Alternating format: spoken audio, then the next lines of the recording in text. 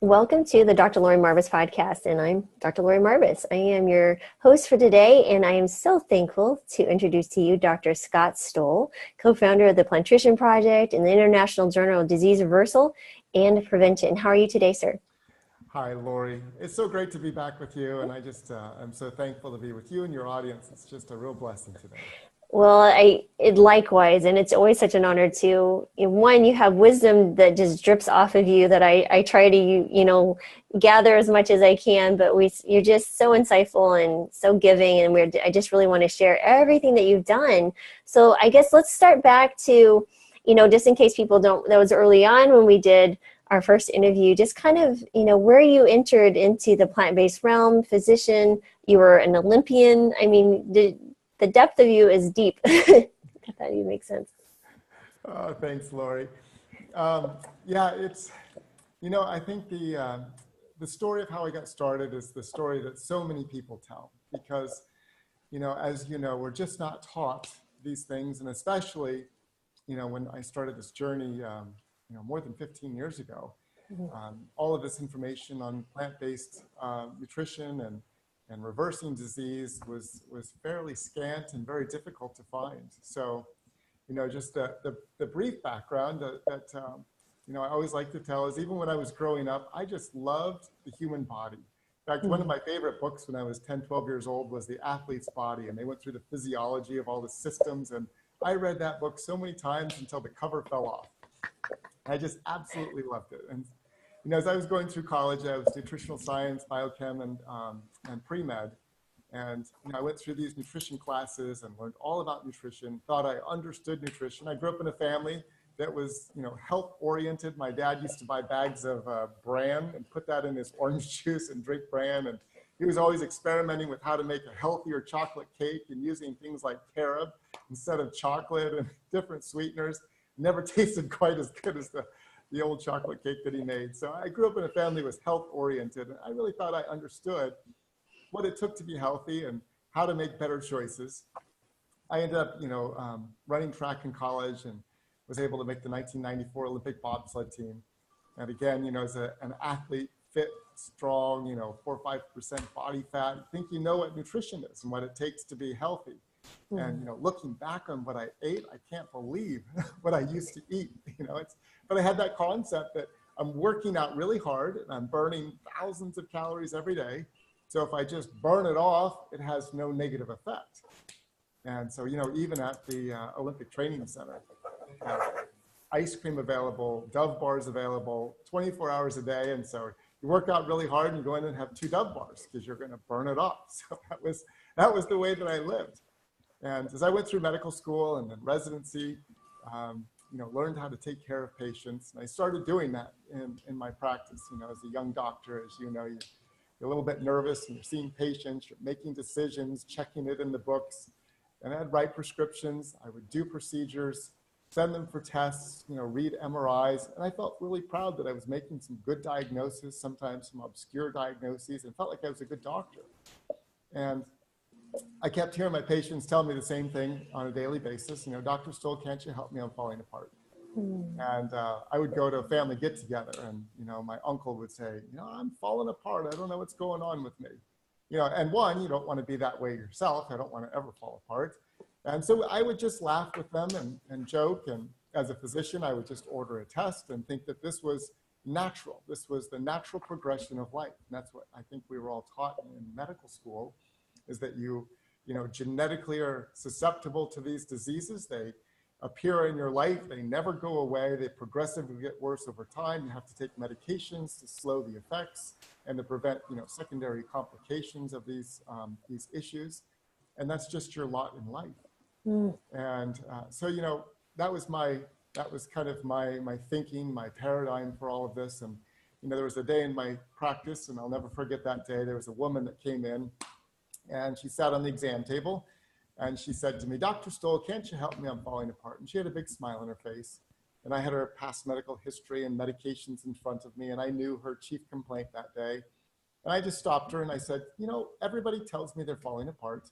Can you tell me what that means to you? And I thought, in anticipating this, as a doctor often does, we're trying to think ahead of our patients. not always listening, right? So I was looking at her past medical history, thinking she would start at the top of the list, go down, talk about surgeries and, you know, medications. And the first thing that she said to me stopped me in my tracks. She said, my marriage is falling apart because my husband is sick and tired of taking care of me. And I haven't traveled to see my grandchildren in 3 years. You know, and we're facing financial bankruptcy because the cost of my healthcare medications have been so expensive. My friends have stopped coming around, and I feel very depressed, and I don't have any hope left in my life. And then she had tears running down her cheeks, and she leaned forward and she said, Dr. Stoll, can you help me? Boy, and that was a moment in my practice where I realized that I had not been trained to help somebody that was wanting to put their life back together. And it was a realization to me that all of these diagnoses on her charts and all of these medications and complications were far more than diagnoses and disease processes and abnormal lab results and imaging. This was eroding like the most important aspects of her life, those things that really were valuable and meaningful for all of us. Mm. And I realized also in that moment that I had not been trained to actually help somebody put their life back together again. And I wondered, was it possible? You know, if this is the state of her life and all of the most valuable things have been taken away by these disease processes, is that what's happening to all these other people that are telling me their lives are falling apart? And I walked out of that room and I asked myself a question. I said, Scott, what are you going to do for the next person that really wants help putting their life back together again? You know, is there something that you can do? There's got to be something, because that's the essence of medicine, I think, for so many of us, that we went into medicine because we wanted to help people. We all said that in our interviews for medical school. And, you know, that was my heart. And it left me with, you know, a pretty wide gap between what I thought I should do and my desires in medicine and actually what I was doing, this huge chasm between those two things. And I wondered if there was a bridge between, you know, those two chasms. So that sent me on this journey of trying to understand and learn and figure this out. And, you know, I first, as I think I've shared with you, Laura, I started out reading diet books because I thought, you know, there's lots of these doctors writing diet books, and certainly one of them must have an answer. So I started at Atkins, and I read my way through Sugar Busters all the way to Zone Diet. And when I finished that process, I read a lot of those books. I was more confused than when I started. Even with a nutritional science background, you know, I did not know if it was high fat, low carb, high carb, you know, if it was a cabbage soup diet, if it's swallowing a tapeworm, which is one of my favorite diets, you know, oh my goodness, what is the solution? You know, what is the solution? So that's not changed since you started this journey 15 years ago. It has not changed, no. And every year there's a new diet and a new spin on that, right? And, you know, 45 million people a year start a diet. And, you know, largely the research shows that, you know, there's a large meta-analysis of these studies looking at more than 900 diet studies. And they found that at 5 years, only 15% of people were able to keep 20 pounds off. So I always like to joke with people, you know, how many of you would be willing to take on a really difficult task for the next 4 to 6 months that requires deprivation and starvation, and only have a 15% success rate? And not many people are willing to do that. And yet every year, you know, millions of people in January try to find a solution. And the real challenge with all of that is at the end of that dietary, you know, cycle, you gain the weight back and you start to have this negative self-talk about who you are and lack of self-discipline. And, you know, that only compounds the problem. And so that whole diet industry is a failed strategy. And the other thing that I noticed about these dietary books is none of them addressed the real issue that I was seeing, which was these diseases, these most common diseases that we all see in our practices on a daily basis, were eroding the quality of life, and none of the diet books addressed preventing or reversing any of the diseases that are stealing away the quality of life. And so I said, well, it can't be any of these things, even though there's lots of science for each of those. And that was the confusing aspect, is they all quoted scientific studies that validated their position, but none of them identified reversal of disease. So you were searching for that in the very beginning. I want to just go back just a little bit and just kind of reiterate your patient. And I think many people are going to be able to sympathize with her or connect or say, yeah, that's exactly what's going on. There's no hope, right? Because I think when the coolest thing about the plant-based diet and or just this in general, you start giving people hope that those things, those diagnoses that they've become or they identified themselves with can be reversed or improved dramatically, and that there is another side to their life. Their trajectory doesn't have to go in what they've been seeing, but they just need a little help seeing a different future and moving towards that. So I think that's really important that people understand. The cool thing is that you start feeling better, you start making better, decisions, and your relationships improve, and you have more energy to go see your grandkids and different things like that. Yeah, and I think you said it so well there, Lori, that the essence of all of this is hope. Mm-hmm. That was what I was so excited about as I discovered plant-based nutrition it is hope filled. And that's the one thing that I discovered in my practice, and so many of our colleagues do as well, that, medicine has very little hope. I mean, there are some procedures and there are some things where you can, solve the issue for the person, and that's very hope filled. But so much of medicine today, which is treating all of these chronic diseases, as you know, the CDC has said that 75% of the cost of healthcare today is treating diseases that are related to lifestyle choices. So the vast majority of what physicians are doing is treating diseases that, at least in their estimation, don't have a solution. And the people that are coming for treatment, come in and they also don't have a long-term solution. And in fact, we end up speaking negatively towards our patients, and words have power. And, I would hear patients come to me and they would say that, my healthcare practitioner had said to me that there is no hope, it's only going to get worse over time, or that my case is the worst they've ever seen. And so, we start to steal away hope from people and they become hopeless.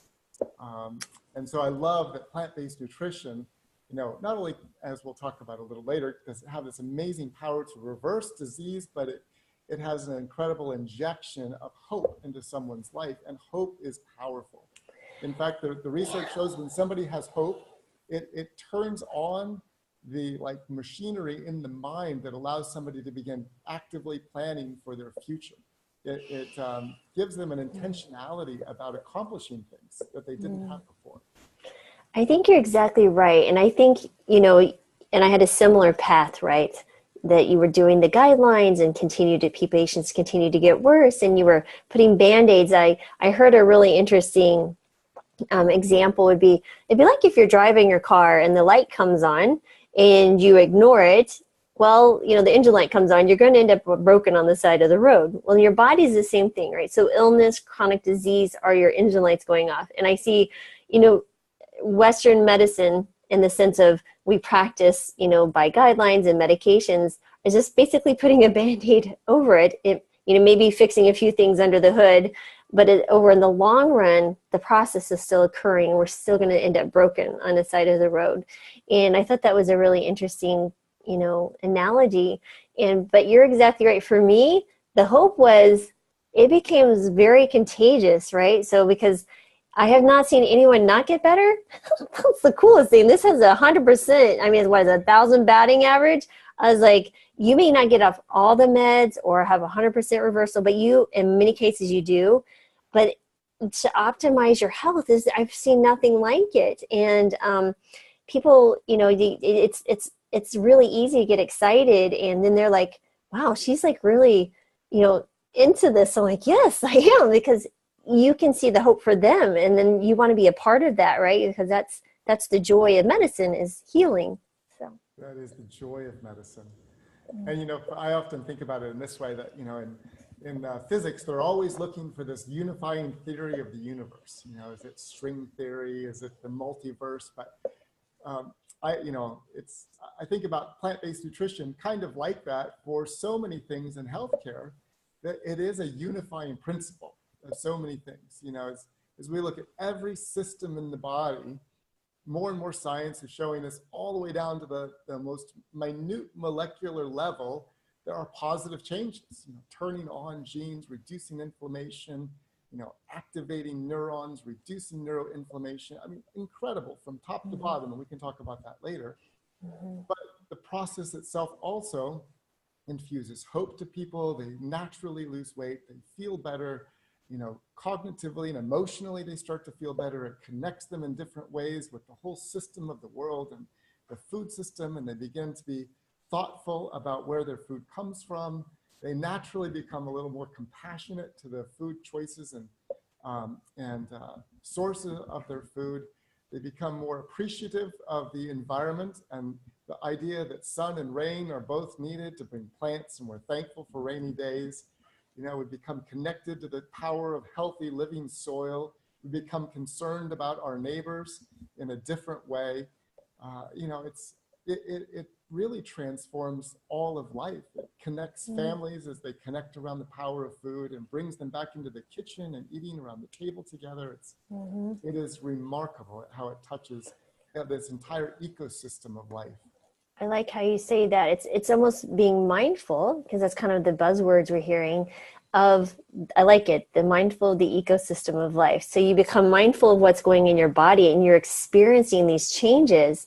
And then you're like, it's like the blinders come off and they're like, well, what else is going on? That's how it happened for me. Is like, then you start understanding the environment and you understanding the animals and that connection with people. But what's really interesting is I think it changes people's thoughts. And I've been playing around with this idea is that there's thought systems. Like you have to think of a thought as a system, right? I can inject a thought that may actually change someone's trajectory because it changes their thinking. So I think it's very simple when you start feeling better and you start thinking about the thoughts and healing, that it changes your focus. So then you start imagining a different future and you start building toward your mind will actually take you there, moving in that direction, because that's okay. If that's where you're focused, that's where we'll go. At least that's been my experience. I don't know if you have any. I'm just thinking about, a couple of people that I've taken care of where this has been so evident. And I know that you have these as well. I was thinking of a man named Terry who lives down in Texas. And, Terry was in his late 60s when this first happened. He was, 150 pounds overweight, severe heart disease, cardiopulmonary disease, on 18 medications, in a wheelchair, had a heart attack, went to the hospital because of his pulmonary condition, was not able to undergo bypass surgery. And so, our good friend, Dr. State Nautry, who's down there in Midland, told Terry, listen, I can't do surgery right now. The only thing you can do to save your life is change your diet. So, Terry said, all right, well, I got to change my diet. So he changed his diet. He ended up losing more than 150 pounds, came off of nearly all of his medications, went from a wheelchair to only using a cane just for stability, but no longer for pain or disability. But the real transformation came not just in the physical characteristics and the normalization of blood sugars and discontinuation of medications for diabetes and reversal of heart disease. The real change came in who he was. He became a bright star in the community. He began to open up his home for regular plant-based community meetings. He began to connect people. He began to be an ambassador for the message and bringing hope to people that were hopeless. He began volunteering with people at the hospital. His relationships with his wife and his grandchildren changed. I mean, everything about this man changed because he decided to change what he ate and he had some hope.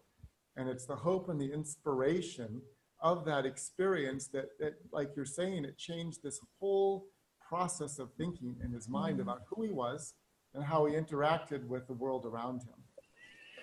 I mean, imagine the amount of creation and amazing things that we're missing because people are so weighed down with chronic disease and debilitation, depression, because, disease, physical disease in of itself is a major factor in depression and anxiety.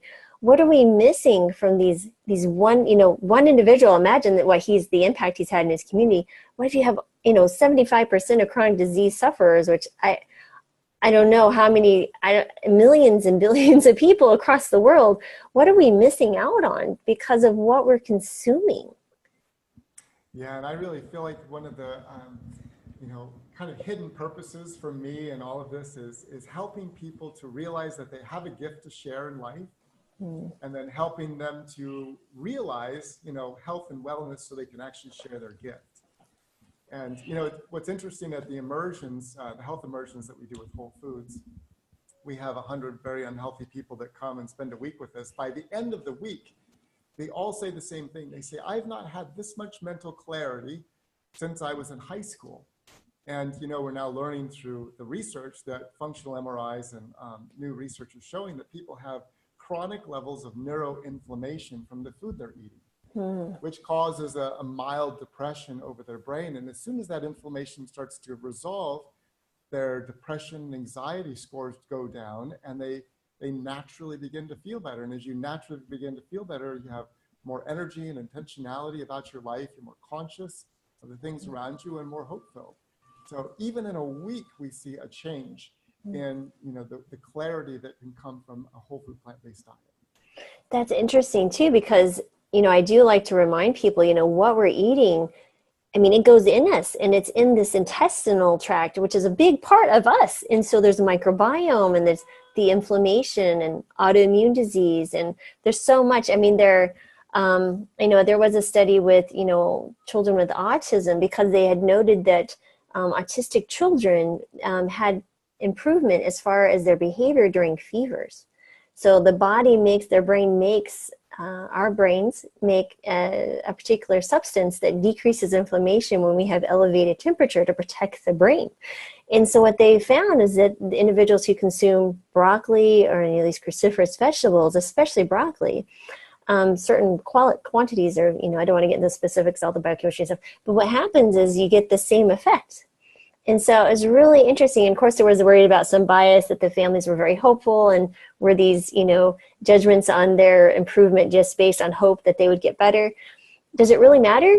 I mean, if you're seeing improvement, if it's quantified, objectively or subjectively, it's a positive improvement in that home with a child that's chronically ill. So I find it, and all they're doing is consuming broccoli. It's not like I'm saying, here, take this medication that may have potential side effects of death and such and things. So, and, granted, for scientific rigor and everything, you want to be objective. I get all that. But again, so you're infusing hope by changing a diet, even in someone who's debilitated with autism. That is incredible. I think that's fascinating. So tell me about the Plantrician Project. Now, how did this get started? What are your hopes and visions? I mean, it is growing astronomically. Tell me more about it. Yeah, so, as I changed my own practice and realized the benefits, and then I started doing health immersions for Whole Foods, where, they would identify the most unhealthy employees at Whole Foods and send them to spend a week with us. We saw incredible transformations in their health, even in just a week. And it reinforced to me the power of food, even in 1 week, to begin reversing decades of injury from a Western diet. But out of that process, I started to realize that, this took me a really long time and a lot of work to learn this information. And I have lots of colleagues and friends that would also like to learn this. And there's no real centralized way to learn about plant-based nutrition and the application as a healthcare practitioner. So just one evening at dinner, I was sitting with my friend Tom Dunham, who's a partner in the Plantrician Project and the immersions. And I said to Tom, we really should start a conference to help educate healthcare practitioners and teach them how to apply plant-based nutrition in a healthcare setting. And Tom's great. He said, all right, let's do it. And we had no idea what we were getting ourselves into. And thankfully, we were kind of bailed out by our third partner, Dr. Susan Benegas, who's now the executive director also at ACLM. And she came in and she understood marketing and was able to help us market the conference and actually fill the seats. But, the three of us put on our first conference on a shoestring budget in Naples, Florida. And, we had almost 200 people that attended the first conference. And so, since that time, the conference has grown, and we'll have about 1,200 healthcare practitioners. And the exciting thing to me is that, 70% of those are physicians from more than 30 countries. And so we have this really robust group of healthcare providers that are learning about plant-based nutrition and applying it in their practices. And, they say that, the average healthcare provider, physician, has about 2,500 patients or 3,000 patients under their care. And so when we think about, 1,200 healthcare providers at this conference, we're talking about millions of lives that can be touched through something like the Plantrician Project. And the project has grown. We don't do just conferences. We are creating lots of different resources for physicians, quick start guides, pediatric quick start guides. We're trying to do lots of different things to help enable and equip healthcare providers to make those changes as well. Oh, there you go. Thank you. Yes, I will put a plug in, you guys. This is fantastic. The Plantrician Project's the Plant-Based Nutrition Quick Start Guide. If I would have had this 6.5 years ago when I started, I wouldn't have needed to kill 30 trees because I had to, 30 pages of my own trying to get it all figured out, and it's all laid out. I mean, literally, you could highlight for your patients the different things that they need. You guys, you can order it on their website, do it. At least order one for yourself, and you'll want to order more for your patients. If you're a regular person, order some for your friends. If you're plant-based, share the word. These are amazing guides. So. And it's a free download. Thank you, Lori. Oh, it's a free download. Yes. It's a free download on I'll put the link. plantricianproject.org. And so that's a great resource. We've also created a resource, plantbaseddocs.com, for people to find a healthcare practitioner, and that's growing. I think there's more than 1,000 healthcare providers. And if you're a healthcare provider and you'd like to be listed, it's free right now to be listed on that website. So plantbaseddocs.com, and you can list yourself there. And it's a global directory. And we're trying to grow that directory so that when people want to find somebody to help them, they'll be able to go and find a healthcare provider that understands, the intersection between good medicine and plant-based nutrition, and you actually need both. You absolutely do. And it's really important, especially for someone who has hypertension or diabetes. They need to be under the care of a physician who understands that if you're on insulin and you do this 100% the first day, you probably need to cut your insulin in half. I mean, these are things that I had to learn the hard way. Luckily, I have very, astute patients that I had, and they were monitoring things carefully, calling me, "Hey, Dr. Marvis, blood sugars, 98, and I'm on this much insulin in the morning." I'm like, "Oh, let's cut that down." I was like, because there really wasn't a place to go learn. I was like, I didn't understand the power of the food, and boy, I have respect for it now. But you're exactly right, and that's so amazing. But I think it's important to bring out, just speaking as physicians, we're an interesting breed of individual, and in a good and bad, we have our moments. But I think we all in our heart, we went into medicine wanting to heal and make people better and the world a better place. But what's really sad is seeing the dark side of medicine and what it does to individuals. At least, from colleagues and just seeing personal experience, depression that's setting in and burnout. And it's very difficult to reach out for help when you're a physician, because it can actually cause you to lose your license. You can have issues with hospital privileges, staffing, and it can be a big deal. So many people suffer in silence. And I think the thing that was really cool about taking on something like this is, one, you're feeding yourself. So you're going to want to walk the talk. I mean, you got to do that. But the second thing is what it does to you and your practice, and then your own personal life. I've seen that really change, on a personal level, physicians in, some thoughts, because physicians have the highest suicide rate of any profession. And it just breaks my heart to see young professionals so burned out just in their first year of either attendance practice or in residency, or even in medical students. Having a daughter who's entering her second year of medical school now, I'm highly concerned about that. But I think that's the joy. When I go to these conferences like Plantrician, my husband's like, "You're going to your tribe," because I get so excited. I was like, yes. Not that I don't love my family, but there's something cool and special to be at the group of people who do what we do. Like, does that make sense? Yeah, it sure does, and I think back on myself, and I think so many, healthcare providers the same way, and physicians, we have a vision, or almost like we create a blueprint in our mind as we're applying to medical school, and as we're sitting in those first year classes, and we start seeing patients, in our third year and taking care of people. You have this kind of blueprint of what you expect it to be. And then you get into practice and the reality doesn't meet those expectations. And I think that's where this kind of low-level depression can set in. And so we know, today there's so many articles on this endemic nature of physician burnout. As medicine has really begun to shift towards volume-based medicine, based on RVUs and, you know, this whole long list of acronyms that, you know, all of us are, you know, EHR RVUs and CMEs and all these things that, you know, that come between us and our vision of really trying to help people.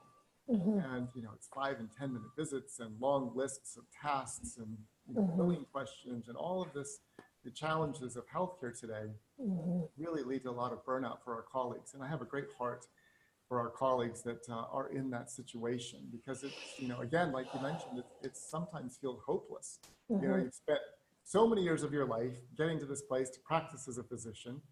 You're practicing on a daily basis, and you go in and you've got a long list of 40 patients and long list of calls to return and medication refills and medications that are getting kicked back by insurance and you have to call. And I mean, it's just, it doesn't end, and it really is very frustrating. But that's where we see this infusion of plant-based nutrition that re-inspires or rekindles a little bit of hope, because you, like you said, you naturally start to feel better because you have energy in the morning and some of the inflammation resolves. And if, you know, you start seeding your practice, and you'll have a few people that actually take you up on your offer, and they do it and they start to feel better, and they come back and they're happy and they're, you know, joyful and they're grateful. And that just, it brings, you know, some joy back into the practice of medicine, even if it's just a few. And I found in my own practice, as I started to do this with my patients, using my prescription pad to write breakfast, lunch, and dinner and smoothie recipes, that my patients got better. They were nicer to my staff. My staff started doing this. My staff felt better. They were nicer to the patients. And like the whole ecosystem in my office really changed.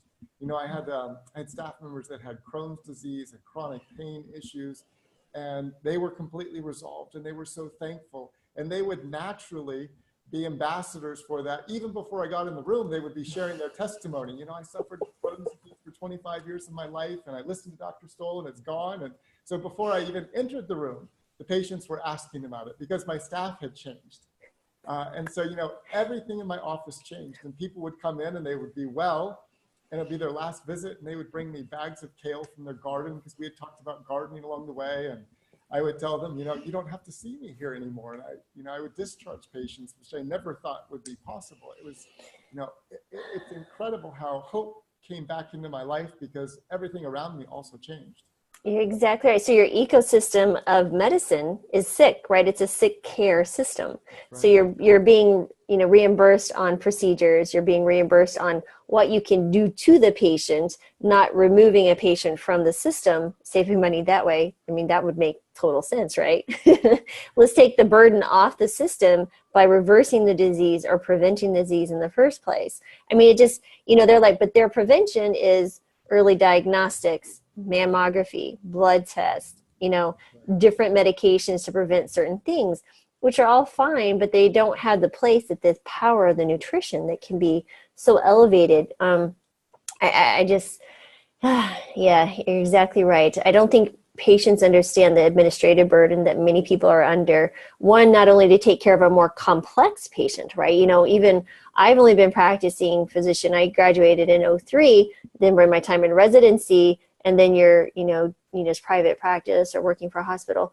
Wow, the complexity and the number of medications that patients are on, that alone takes 10 minutes just to make sure there's not any, you know, cross reactions, and is this new symptom related to a medication? Or even if you knew their medications, many of them, you know, I would give mine a list. I said, bring this back list with any new medications that are added, because I need to know. If you don't know, how am I supposed to know what's going on? So it's very frustrating. But you also work with Rodale, right? That's right. So, you know, the quick backstory on that, because, you know, everything is a story and a narrative, and that's what makes it interesting. And, you know, in fact, I remember my 96-year-old grandfather just passed away recently. Oh, I'm sorry. He was such an amazing, he was just an amazing guy, and I learned so much from him. But even in like the challenging situations, he would always tell me, Scotty, this is going to make a great story someday. And, you know, he just loved to tell stories, and life is a story. And I think stories, you know, really help to hold us all together, the narrative of life. And so the background narrative on the Rodale project is that, you know, I really started to see connections, and I started to see how important, you know, growing food was in this process of eating food that makes us well. And so my son and I decided to go to this organic farming conference in Pittsburgh, Pennsylvania. So I was the only physician there. And we were in this conference, and I was watching a lecture by the executive director at Rodale, taking notes. And I went back on Monday morning, and I saw a woman who actually, I'd been seeing her for a while, and I didn't realize it was his wife. And I had shared with her, I just was at this farming conference, and she said, my husband just spoke there. I said, well, who's your husband? She said, it's Jeff Moyer. And I said, well, that's amazing. And she said, by the way, he's coming to see you next week for his rotator cuff. So I saw Jeff the following week, and he was just shocked that a physician would be at this organic farming conference. So we had a good conversation there. And as I was doing PRP and injecting his rotator cuff, we had this incredible conversation. And I shared with him what vision that I had, which was to educate people on a farm about healthy soil and healthy plants, that when they're consumed by people, they make the person healthy. And then when we're conscious of this whole process and this ecosystem and this food production line, that it makes the whole environment healthy, and we can actually steward forward healthy soil and a healthy environment because we're thinking about it intentionally and doing it the right way. And so he got so excited about that. He invited me to go share my ideas with the board of directors at the Rodale company. So I went into New York City, and I shared with them a vision that we had for this education center on a farm. And the board of directors was very excited, and they said, well, we've got land on the farm here in Kutztown, Pennsylvania, and let's do it together. So we formed a partnership between the Plantrician Project and the Rodale Institute to create what we're calling as the Regenerative Health Institute, with regeneration being the key operative word. That, when we do the right things to the soil regenerates and becomes alive. Right now we're losing topsoil every year. It's washing down the Mississippi River into the Gulf of Mexico because of the way that we farm. And Stanford University and the World Health Organization have said that we have only about 60 years of farming left, because that's all the topsoil that will remain if we don't do something different, because of erosion issues. And so we have to regenerate the soil. So if we regenerate the soil and we take care of the soil, then the soil is alive and active, and it creates healthy living plants. For example, Hershey Medical Center has done some research, and they found that all the living organisms in the soil actually create and then confer these nutrients into plants. One of them is ergothioneine, which is phytochemical, that actually is created by the living organisms and then taken up by the plant. And Hershey Medical Center has found that ergothioneine is a potent anti-cancer phytochemical that's only present in plants grown in organic soil. So, it creates a healthy plant. And then when we consume plants, as we know with plant-based nutrition, our bodies get healthy and at every level systemically. And then as we're doing these right things, as we're going toward a plant-based,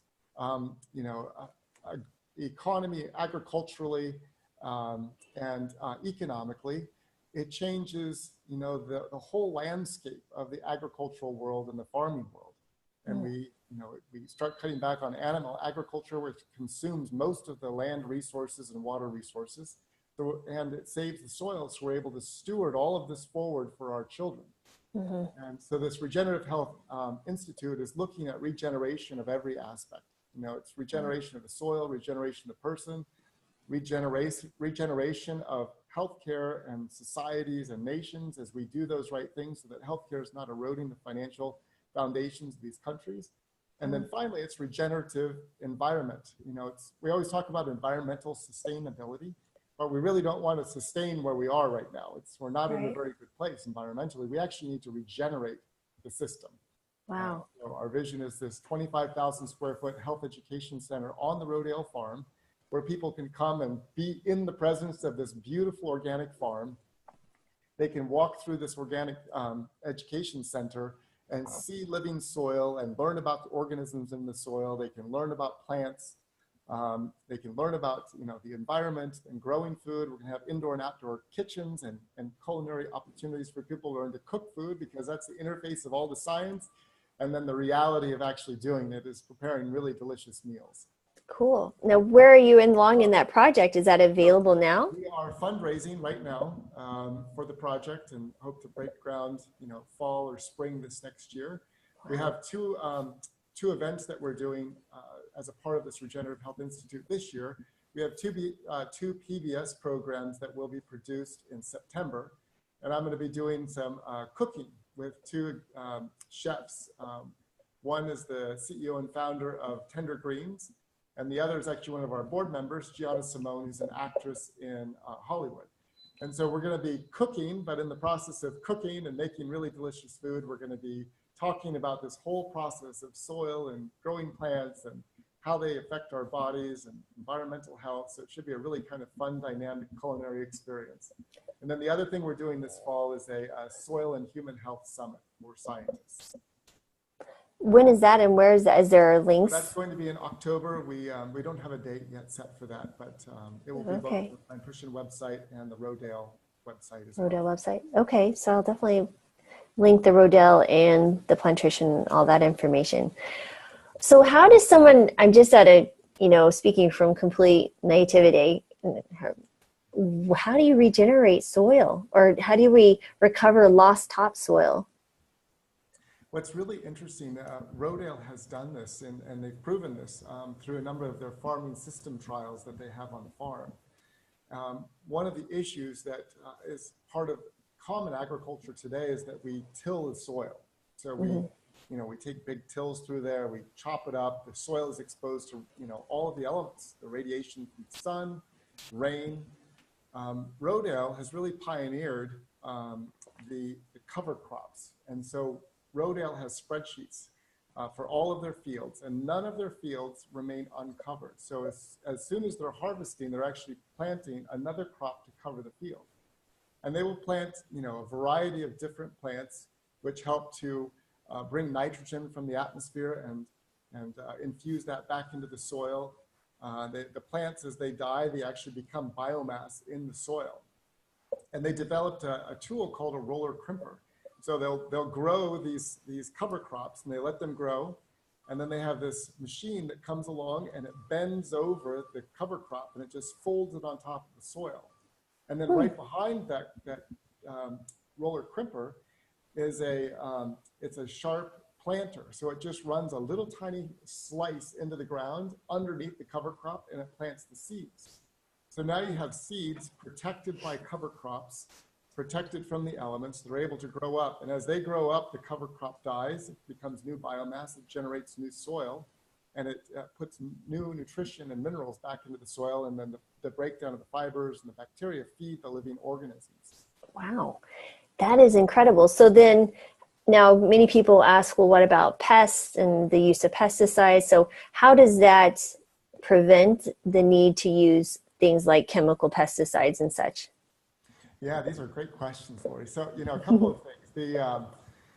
They have found that, and it's very similar to human bodies, that as the soil gets healthier and the plants grow, that they become more and more resistant to, bacteria, infections, and even pests. They are able to fight those things off. Just like as our bodies become healthier by consuming, plant-based diet, we become more resistant to diseases and even outside infections as our immune system becomes more and more robust. And the same thing for plants.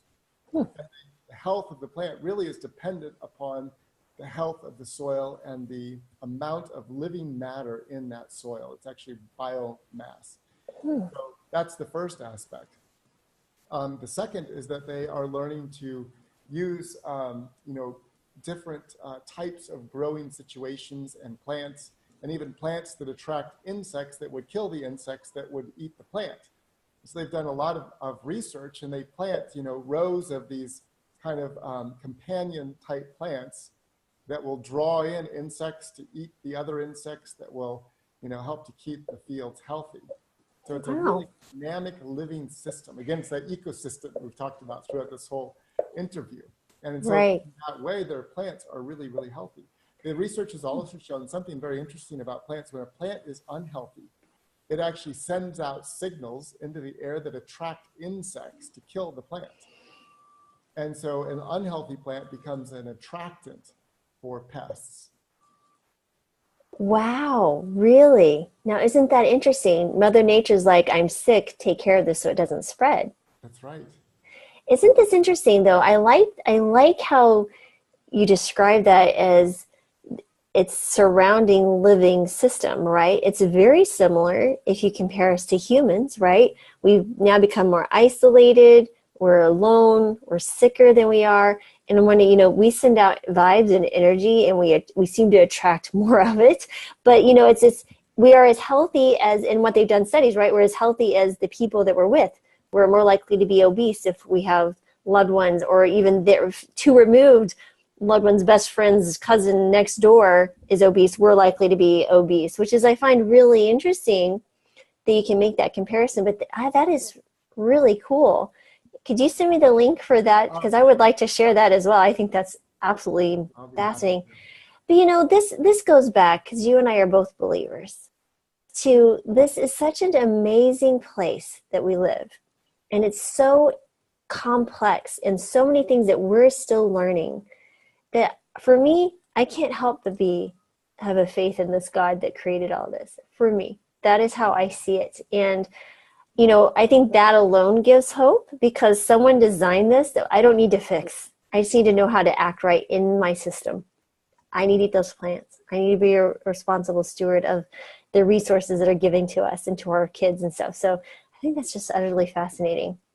I wonder at the complexity of life, and that's one of my joys, and it's a little bit kind of funny, but I just love to get as deep as I possibly can to understanding all of these complexities at the molecular and biochemical level, because you see that everything is connected, everything is interrelated, everything is dependent upon the other, and when all of those things in that system are healthy, it just works perfectly. Mm-hmm. And we see that when people make the right lifestyle choices, and they're Mm-hmm. releasing anxiety and depression, when they're active, when they're sleeping, when they're connected, in a community of love, when they're eating the right food, that whole ecosystem of relational humanity functions beautifully. Mm-hmm. But as it starts to break down, as we see in our culture today, in so many places, it becomes very dysfunctional. And it's dysfunctionality, it's much like we just talked about the plants, where it just almost brings in more destruction to just kind of wipe it out and start fresh. Right, absolutely. Yeah, because I mean, there's a different vibe of someone, right? So I know we've all been in presence of people who are just like, they're so energetic and happy and joyful, or almost at that peace. I'm always attracted to those individuals who are almost like you, who have a certain peace and quality and wisdom. I tend to get a little skittish, excited, but more people are calmer than I am. But I'm always amazed at like, what is the inner peace? In that is part of your system that you created, right? You have your wife, your beautiful wife, and your 6 amazing children, and now grandbaby. And so there's just some amazing system that you created that allows you to regenerate your place. I don't know. I guess it's your ecosystem is so healthy, what you're feeding your body, the relationships you're creating. Yes, and we've intentionally worked on those areas in our life. Mm. I think today, because of the world that we live in, you really do need to consciously make choices to put those things in order in your life. And, it necessarily means that we exclude other things. Just like a plant-based diet, in order to be healthy, we have to exclude certain things. And, Mm-hmm. we tried to do that with our own family. We've removed things that were a distraction, that would cause relational challenges. Mm-hmm. And we've worked to build certain things in our lives that bring about peace and joy and amazing relationships and abundance and life and fulfillment. And then out of that place, we have so much that we can give. And I think that's Mm-hmm. exciting. We're not doing it really just for us, because our desire as a family, my wife and I, is to make a difference in this world and to help all of the people that we see around us that really are hopeless and they need help, Mm. It's our great joy to do that. And so we build these things in our life so that we can have the resources and the energy to change people's lives. Absolutely. I think and it's a beautiful mission for sure. So now let's move to the journal. The journal, we had a wonderful meeting today. So I'm very excited about this. So share with us the journal and how that was inspired, and your partnership with Dan Purgis, and how that evolved in where you think we should be going and what is your hope, and how Dr. Kim Williams got involved, who I'm also so thrilled to even be in the presence of. It's like, this is so cool. I get to hang out with all of you guys. Like, Jesus, so awesome. So, I mean, for me, it's just fun to be here. But tell me what you are. You're the master vision builder for sure. Please share. Yeah, so I guess the lesson for all of us is that, when you have a vision, you just keep moving forward in the direction of the vision, and eventually, it kind of comes to pass. And, God brings all these right people into your life that have, skill sets and abilities and talents and resources that you don't have, and the vision will spring to life. And so, as you and I have talked about when we started the Plantrician Project, kind of, on our list of things to do many years ago was one, to start a scientific journal. And it was actually, at the beginning of, or at the end of last year, it was pretty low on our list because we didn't have the finances to do that. However, I got a call from a gentleman named Dan Purgis, who's now become a wonderful friend. And, Dan is a Wall Street person who was very successful in Wall Street and has since retired. And as I know, most of your listeners know, he reversed his own heart disease and became a passionate and energetic advocate for whole food plant-based diet, and now, has changed many of our lives. So he called me, and I went and met him at his Upper East Side apartment, right before Christmas time, and we had an amazing conversation. And I spent the whole day there, and we just kind of went through all the different things that both of us are thinking about. And he said, one of the things that he would like to do is to help to fund at the start or the beginning of a journal, because he recognized that that was something that was lacking. And so, we both found a real seed of commonality and excitement around that project. And so Dan, in his great generosity, planted a financial seed in the Plantrician Project that allowed us to really move forward. And that seed inspired so many others to plant seeds. And we've raised, a significant amount of money now out of the generosity of so many people to bring this journal and make it a reality.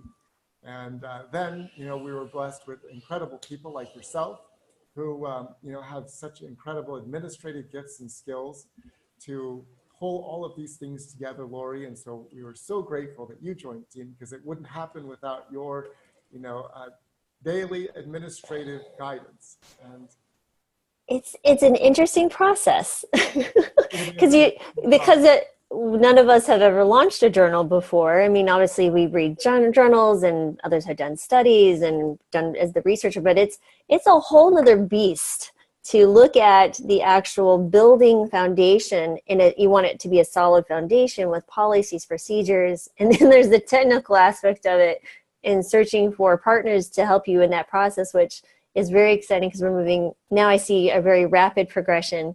This is kind of like just trying to figure out the steps and moving in your organization. But now it's so exciting that I just can hardly stand myself. It's just I feel like we're really about to take off. And it's so thrilling. It's so exciting because after meeting with Dan, we had this great vision for starting this journal. But I often imagine it was like, we got blueprints to build a house, and we're standing on this barren lot, and we're like, okay, never built a house before. Now what are we supposed to do? The thing is, we weren't handed a set of blueprints either. No, we were. It's basically like, we have a vision. Okay, now what is the first step? And it's like, I don't even know.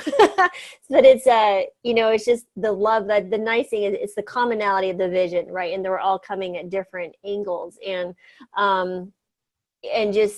just got to keep digging until you find the people and the resources to put it all together. And then you start seeing the pattern emerge. And then you start talking to people who've done something similar, and there's this piece, and then they make these adjustments, like, oh, okay, things are starting to make sense. And I'm building this framework now where it's like really getting the meat on it. We built a skeleton, at least the framework and the different things, but now we're starting to put the meat on it, and that is the cool thing to see that happen. It is. It's just some dogged determination. Always being willing to say, Well, there's got to be a way, you know, when a door closes, it's okay because there's got to be a way. And we just keep looking and searching, and you do an amazing job of researching. It's a lot of rabbit holes. I think that's so important for everybody that's listening to understand that, you know, when you have a vision and you're doing something, and even like changing to a whole food plant-based diet, you know, it takes some determination, it takes some, you know, discipline, and it takes a willingness sometimes to go down rabbit holes. And maybe a rabbit hole, you know, for somebody that's starting out is you make a meal and it tastes really bad, you know, which still happens at our house occasionally. You know, we try something new and the children all say, "Yeah, not so good." You know, it's, you just get up the next day and you look for another avenue. And so that's, Right. you know, the process of this journal. It's what we've learned. It is, and doors have shut and other doors open. And for me, I feel it's the hand of God guiding us to a place that's going to be tremendous, that allows us to be more flexible in our administration of the journal, our sharing of the journal, and open access. Like you know, we want this to be available to everyone. Can you share with us what that means exactly, open access? Because I know we did an earlier interview, but I want to share it here as well. Yeah, so you know, our vision for the journal is that it becomes this this incredible, like, repository and trusted source of science on plant-based nutrition and reversing disease. And in order to do that, we need to make sure that the information is available to all. And you know, one of the challenges that has existed in the past in journals and research is that most of the information is held by journals that are subscription only. And then if you go online and you're actually looking for the article, you find that it's hidden behind a paywall. So they'll often give you a little bit of the information, but in order to see the whole article, which is really important, as you and I know, we need to see methods and we need to see the statistical analysis. We need to understand the study so we can make an assessment on the quality of the conclusions. And so these studies are hidden behind paywalls, and the articles can sometimes be very expensive and prohibitorily. You know, they can be $40, $50 just to download one article. And I've done this before, where you download the article and it's really not very helpful. So I just spent $50 on something that ends up getting thrown away. So open access is really making information free and available to everybody that has an interest in learning more. And in that way, it levels the playing field for researchers all over the world that are, you know, in small practices or small institutions where they don't have access to this kind of information. Now they'll have access to the top information on whole food plant-based nutrition. And they can use that to build better research studies, write better papers, write better books, disseminate more truthful information.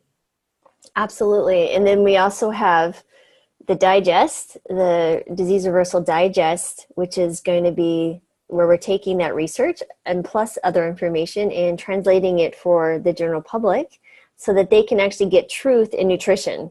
That's right. That's exciting. I love that. Yeah.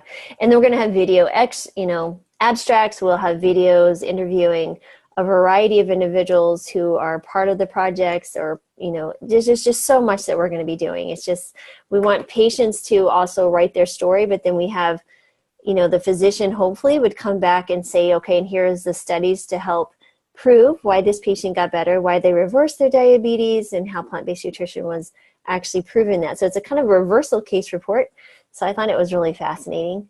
So we're really trying to be innovative and you know, and really engage the audience. We want to be very available on social media. I don't think anyone's probably ever had access to the growing and the launching of a journal like we're giving them access here. And I think that's going to be really a fascinating journey to jump on with us.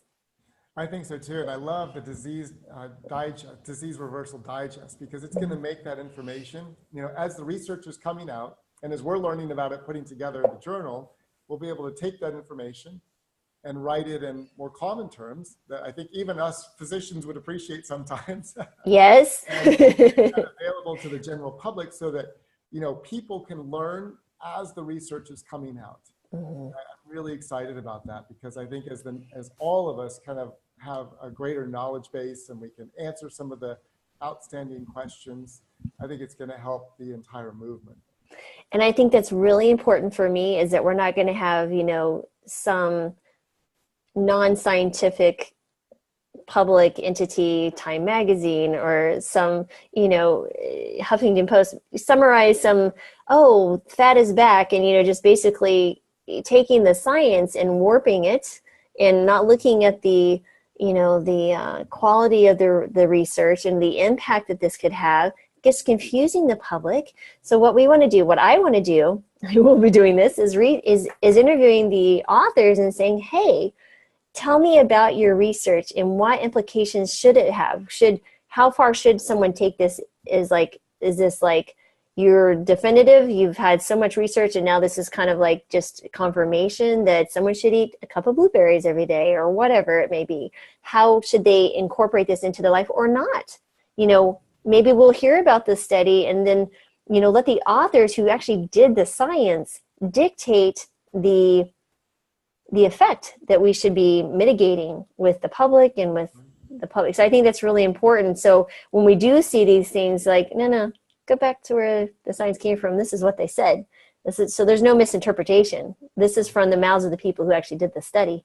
And so I think that's really fascinating. I think that's going to be a unique twist and turn on it as well. So I do too. And I think all of us, you and I and Dan, and I know Kim Williams, who's going to be our editor-in-chief, you know, we really have a heart's desire to be honest and to speak with integrity, and to not take anything and try and twist it to make it fit. But we really want to have integrity in science. There's no hidden agenda other than we want people to get well and do it right.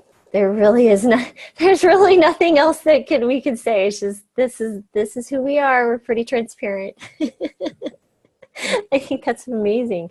Is there anything? So I know we've talked a lot of different things. You know, your personal story, your practice, the Plantrician Project, the Rodale Institute, the journal, and that is so many parts of you. I honestly not sure how you stay focused and do all the many things that you do, because there's many other things, such as what you're doing in Midland, Texas, the heart of West Texas. I trained in Lubbock, which is not very far. We're talking ranchers, dairy farms, and cotton. And so tell me, tell me what you're doing there, because I think that is also fabulous to see a community, really a healthcare system leading the way, right? Yeah, I think we can learn some really valuable lessons from, you know, what's going on in Midland. You know, after our first conference, I had this amazing opportunity to meet Dr. Staten Autry, who's a cardiothoracic surgeon at Midland, and his wife, Blythe Autry, who is a nurse. And we developed a friendship. We have a lot of things in common. And, you know, Staten is really passionate. And he went home and he thought to himself, well, I've got to do something, you know, to help my hospital. So he invited me to come and do a CME event for the hospital staff, to meet with some of the executive staff, and then to speak at a church. And so I went out and I spoke at all of those places and met with the staff, and I gave them a few challenges. And so that planted some seeds. And then Staten cultivated the seeds that were planted. He, you know, after I left, he built upon that little bit of success, and he started a small journal club for people that were interested. He started talking to some of the executive staff, and they started having some regular meetings. And I went back again in 6 months, and we did another, you know, small conference. And about that time, there was an executive there named Marcy Madrid, who was suffering from MS. And she had gone through all of the, you know, ABC drugs and was not able to tolerate them. And, you know, in this process, learned about whole food plant-based diet, and presented that to her neurologist, who's also a physician at the hospital. And he said, if you're not going to take the drugs, then you can't be my patient. So he fired her. And so she said, well, I don't have a doctor. I can't take drugs, so I'm going to change my diet. And she did just that. And she reversed her MS, including spinal cord lesions and a large, you know, periventricular lesion on her brain. And her symptoms reversed. She found another physician in Dallas, who's one of the top researchers in Texas. And he saw the MRIs and the change in 6 months, and he became so inspired that they're doing research now at his institution. So it's you know, that changed her. So now we have Staten, a physician, and we have an executive who are passionate about plant-based nutrition. And one of the secrets to the success in Midland is that they formed a little community dinner. And so they, every month they had a community dinner that was open to patients, hospital staff, anybody in the community, and they would get together. And it started out very small, 8, 10 people, potluck. They would bring people in, answer questions, have a nice opportunity to visit, enjoy some really good food. It eventually grew and they started bringing in some outside speakers, but it served as like that nidus of change in the community, that on a regular basis, people were communing together around a good meal, sharing ideas, maintaining inspiration, planning, organizing. And out of that community dinner came this incredible transformation of the healthcare system that we see today. I've been going back every 6 months, and it has grown now. They do a large food as medicine event, and we had 750 people there at the food as medicine event. They've opened a lifestyle medicine center at the hospital. Their culinary staff and chef from the kitchen came to the Plantrician Project, and they began transforming their kitchen, offering some plant-based meals to patients and to staff. They got rid of the fryers. They've gotten rid of a lot of the junk food, at the checkout stands. They started building community gardens, working with the schools to build gardens. They're working with the Better Business Bureau. They're doing educational projects now for the school. And now more research is coming out of this institution. So, this little West Texas community-oriented healthcare system is undergoing a radical transformation. And, just one more piece, when they looked at this, they realized that, this is going to not necessarily be a profit base, but, it's a hospital community center that's already in the red. So they said, what are the 2 places that we can invest right now that may actually improve our bottom line? So they invested in programs for their hospital employees and for the underinsured population that they were taking care of. And that's where they directed their attention. And those 2 populations have started to see improvements. They're saving money in those 2 populations. And now they're taking the information that they've built and they're going to start packaging that into corporate and executive wellness programs that can actually begin generating some revenue for the hospital. Nice. So, and there are many other ways that they're using information, but they've been very thoughtful and intentional along the way about transforming the system in every way using plant-based nutrition. So this came from an individual with a vision and an idea and inspired. So how many years ago was this? This was that about 2000, and it's probably 5 years ago. Wow. And that rapid change in just 5 years. Amazing change, yes. Oh, that's incredible. I need to meet Dr. Autry and Marcy. Yes. I've emailed Marcy, but I think I got spammed email or something. But I saw a video on the American College of Lifestyle Medicine about her story.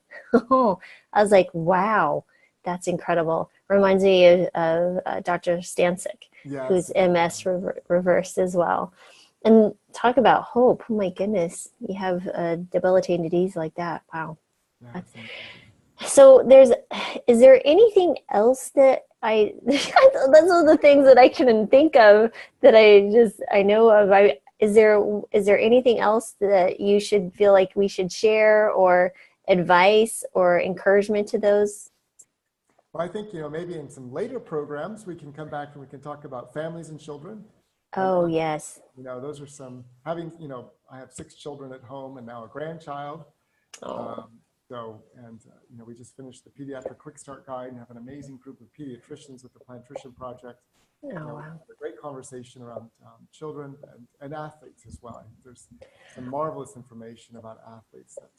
Yeah, and I think each of those, honestly, could be individual because they're so robust as far as children's health, because these are things that are neglected, right? We just, as parents, they're busy, they just feed their kids and they don't think about those long-term consequences. Yeah, that's right. That's right. And then, of course, athletes, because I think that inspires many an individual who, they dream of being on the Olympic stage, such as you. Well, that's so wonderful. Well, any final words of wisdom? 2 things. Yes. So one, there was this little quote that I used to keep on my desk all through college and medical school. And it was just a 3x5 card, and I taped it on my desk. And it's just, my children know it, and I think it's just so valuable. But the little quote said, "If you will do today what others won't, you can do tomorrow what others can't. Right. And, you know, it speaks so profoundly to every part of our life. And, you know, just working in those really important aspects of life and not letting the tyranny of the urgent and things that are not really meaningful to us, like, you know, social media and television and all these things steal from our lives those things that are most important. And we know it's true with plant-based nutrition. If we just eat the right food today, our future is radically transformed, and we can do things in the future that other people will scratch their heads and say, well, how can you do that at 75? Right. It's because we're faithful to do those little things today. I think go ahead. Go ahead. No, I just think just to echo what you're saying here, I think you're exactly right. Take ourselves out of this monotonous, you know, daily grind that we put ourselves through. We go to bed, we get up, we read our emails before we get out of bed, we eat the same breakfast, we drive to work the same way, we interact with the same people, we come home, watch television, you do your extras, whatever, and then you go back to bed. This is different, right? You're pulling yourself and you're giving people the opportunity to do the gifts that they were given. That's right. Yeah. Well, what was your second? I'm sorry. The second is something that I've always said to my children every day, and it's such a good reminder, even for us, that every day when we get up and we leave our house, I tell my children, and I actually tell myself, that I'm going to go out today, I'm going to speak life, I'm going to show love, I'm going to shine my light, and I'm going to share my gift. And if we just learn to live in that way, speaking life, showing love, shining our light, and sharing our gift, we transform the world around us. I love it. Life, love, light, and a gift. That's right.